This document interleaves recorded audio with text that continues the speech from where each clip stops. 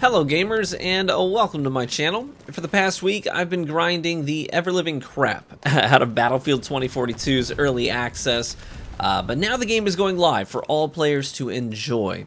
But a lot of people are still on the fence about 2042, considering the instability of the beta and some of the early reviews that were posted, honestly based off of that very short capture event a couple of weeks ago. But today, I'm going to give you a well-thought-out take on the game and whether or not it's worth your money.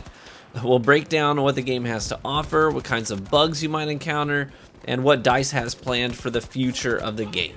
So let's get right into it.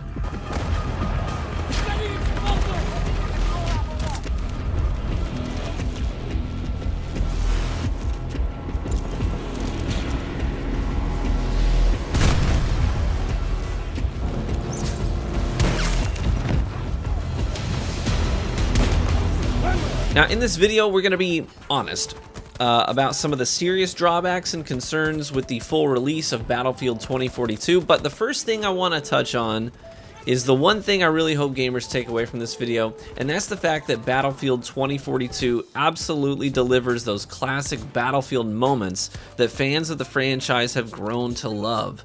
They're the completely non-scripted interactions and plays that can only come from a Battlefield game.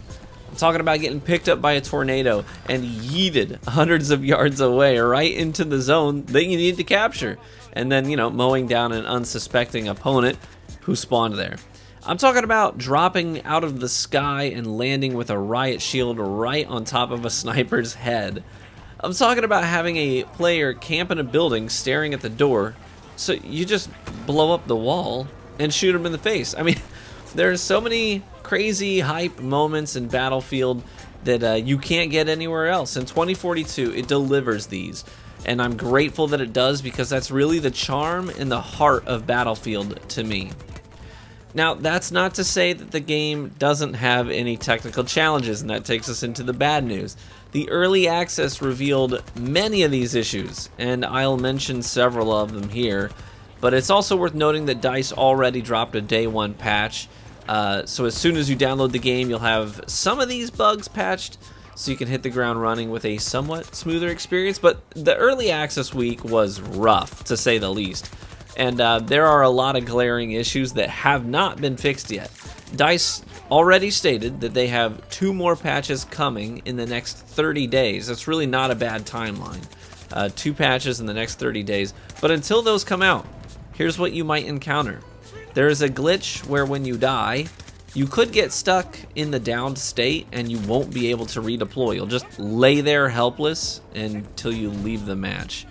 There have been several times I've fallen through the map for no reason. Just suddenly I just fall through the map and get stuck underneath the war zone, helpless to get out. A lot of times, players and vehicles will be completely unmarked, so you have no idea if they're friendly or enemy. Luckily, this one was hit with the day one patch, but you can see how that was a big deal for players. I can't tell you how many times I wasted C4 explosives on a vehicle that turned out to be friendly. Another bug made crossplay nearly impossible for a couple of days, and one of the specialists, Dozer, was completely unplayable for several days. He's been restored now, and you'll see me playfully bashing people's heads in with his riot shield from time to time in this video, but it was disheartening, to say the least, to see his equipment grayed out for a couple of days when I paid early access for it. And there have been other real concerns from the community, like off-centered hitboxes, concerns with bloom mechanics, and bullet deviation, and general balance issues in the sandbox. PP-29 being the weapon that has it all, while many other weapons seem to have nothing going for them whatsoever. Sometimes weapon attachments do the opposite of what they say they do, like this reduces recoil and it gives more recoil. There's some serious lag and rubber banding issues on top of all that.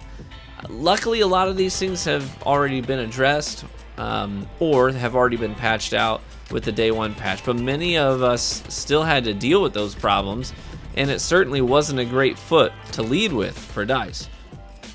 This really is the core of this review, honestly. DICE is fully aware of these issues, but the fact of the matter is the game came out, I think, a month too early at least. Now that isn't a death sentence, but waiting a month would have made a huge difference, I think.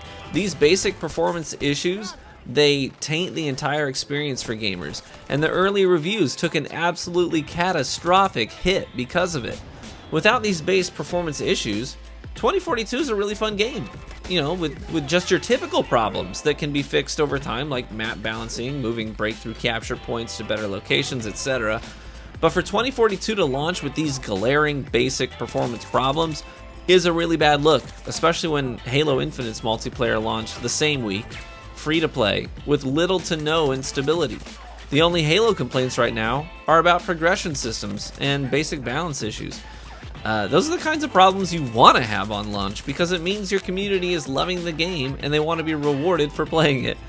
Those are easy things to work side by side with your community to fix. Basic performance issues are not the things you work side by side with your community to fix. Those are the things you're supposed to do before you put the product on the shelf.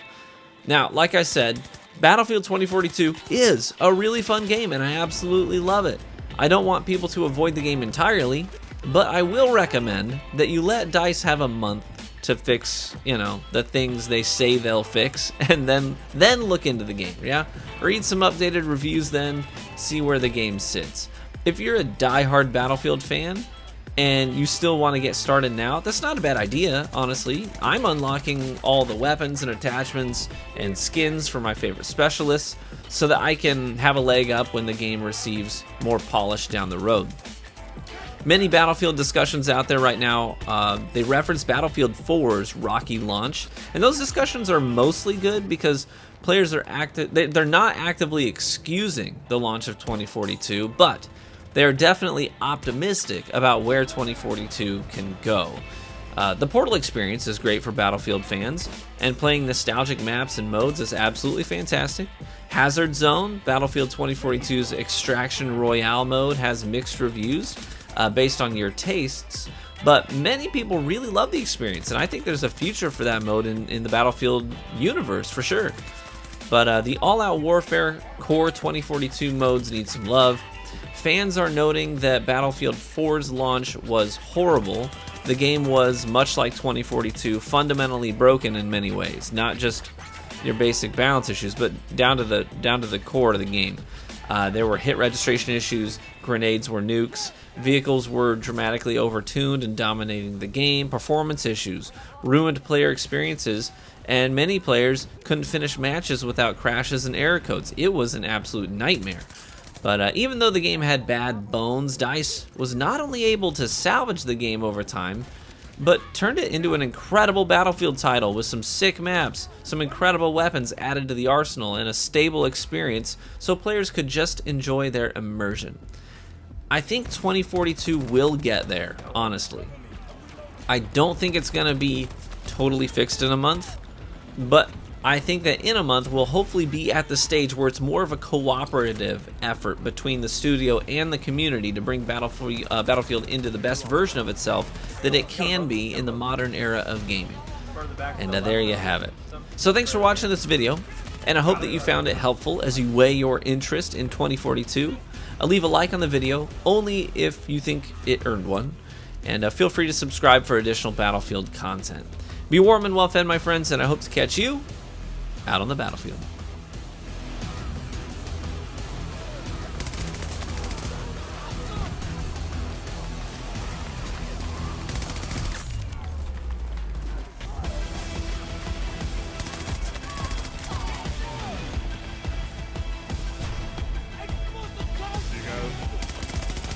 I got the other guy.